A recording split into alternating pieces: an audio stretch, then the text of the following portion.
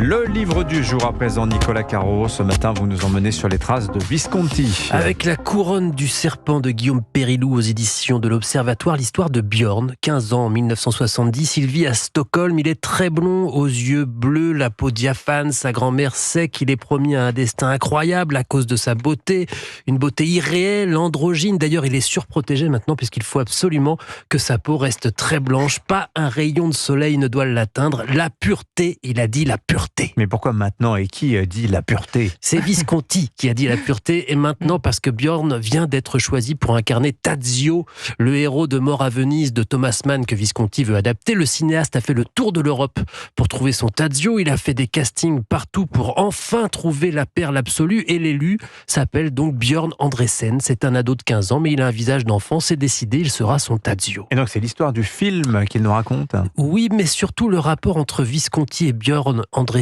Pas des histoires d'emprise ou d'attouchement, mais un rapport ambigu.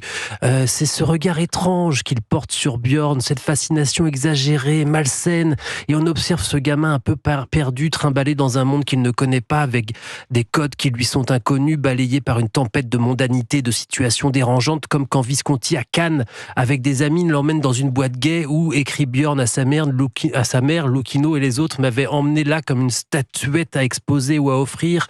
J'ai cru qu'il voulait me sauter à la gorge. Je dis écrit parce que c'est un roman épistolaire. C'est donc Björn qui écrit à sa mère, Visconti qui écrit à Helmut Berger, son acteur fétiche, ou à Maria Callas, des lettres courtes, longues, de partout. Salzbourg, Stockholm, Venise, Cannes, c'est très compliqué à construire les romans épistolaires, et là ça fonctionne. On suit la vie de Visconti, celle de ses correspondants, et bien sûr le destin de Björn. C'est un maelstrom, ce livre, une danse endiablée et terrible. Et alors le titre, La couronne du serpent. Oui. Vous savez ce que représentent les armoiries de la famille Visconti ? Absolument pas. Un serpent avec une couronne d'or qui dévore un enfant. Incroyable. Dingue. Incroyable. Voilà, il est toujours vivant, Björn Andresen. Oui, il a 69 ans aujourd'hui. Et moi, j'avais pas vu Mort à Venise, donc je suis allé voir sur Google et tout. Et c'est vrai que c'est à cet âge-là, il avait une tête vraiment étonnante, quoi. La couronne du serpent, donc de Guillaume Périlloux, livre très intéressant. Merci Ça a beaucoup. détruit sa vie, celui-là. Absolument, destin brisé. Nicolas Caro. Laurie Choleva, sortie cinéma justement, une palme d'or à découvrir en salle cette semaine. Et oui, celle de Sean Baker au dernier festival de Cannes. Anora, qui est Anora ? Une jeune prostituée de la banlieue new-yorkaise incarnée par Mikey Madison, qui est la vraie révélation du film.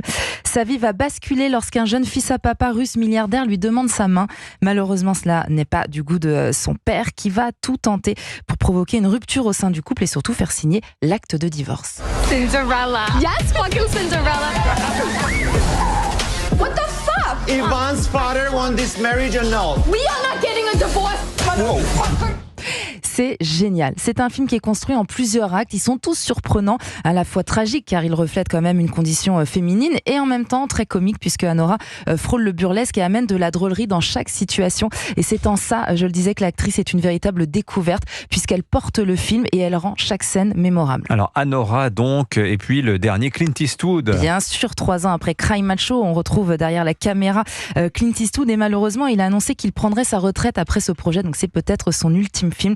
La légende du cinéma américain, c'est son 42e film. Juré numéro 2, c'est le titre. C'est un thriller judiciaire captivant.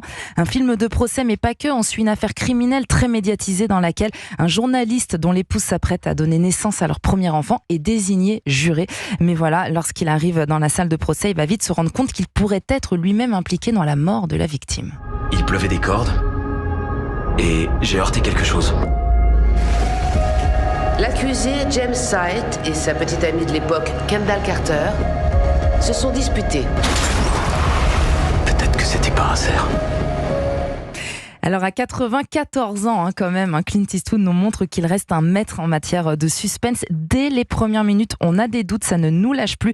Et on se demande tout au long du film qu'est-ce qu'on aurait fait à sa place. Clint Eastwood explore une nouvelle fois l'ambiguïté morale de l'humanité et il le fait très bien. Non, franchement, c'est très réussi. Ça a l'air très réussi. Voilà, le dernier Eastwood donc, et Anora. Merci beaucoup Laurie Choleva. Avec plaisir. Bonne journée à tous les trois, on se retrouve demain.